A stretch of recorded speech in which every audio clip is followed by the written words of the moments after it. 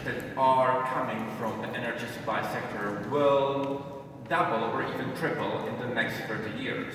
And so it's becoming very, very clear that if we really want to achieve the aims of the Paris Agreement and want to implement the national determined contributions, we do need to look at energy laws and how the energy laws are implementing all of these aims that we are hoping for and working towards. Next slide, please.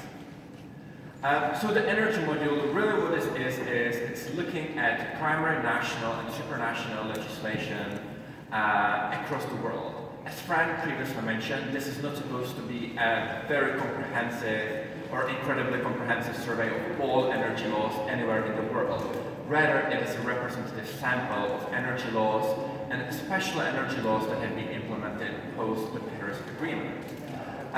Commonwealth Secretariat has approached Mayor Brown to help them with updating the resource that they already have.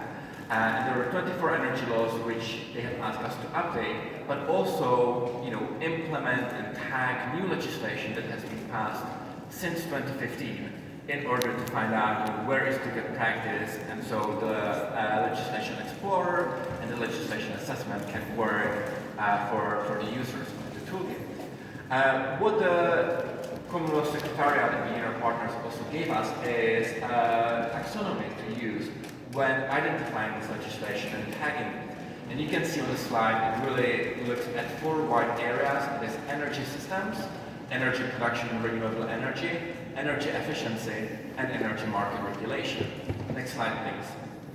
And, when we start with this task, we really had to get our head around, what do we mean by energy law?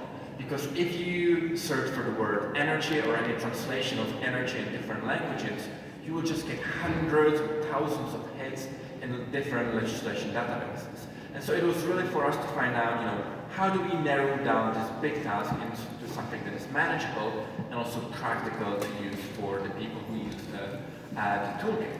And fortunately, we got some guardrails for the Commonwealth Secretariat and partners. And it was, what I already mentioned, focusing on primary legislation and focusing on legislation that is done on the national or supranational level. The other assumption, or when we were coming up with this methodology, is we look at legislation that is available in public sources. So something that you and I we can all find online. And the other point that I do want to flag here is we are focusing on legislation available from public sources in English language.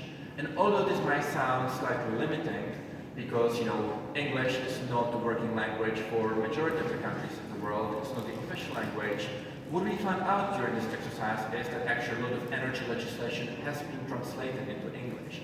And there are official translations for it, even for countries that do not use English as their working or official language. And really this is because if the countries want to attract investment, if the countries want to work with international partners, having official translations of this legislation is usually very beneficial.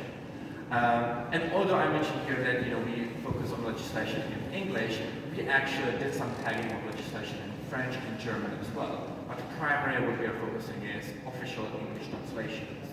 And then the final point that I want to mention on this slide as well is, it is not comprehensive, covering absolutely every single country in the world, but we are trying to come up with, a representative sample covering different regions, covering different levels of development, covering, whether it's small island countries or big countries like Russia. Have a representative sample of different countries and their legislation and how they are trying to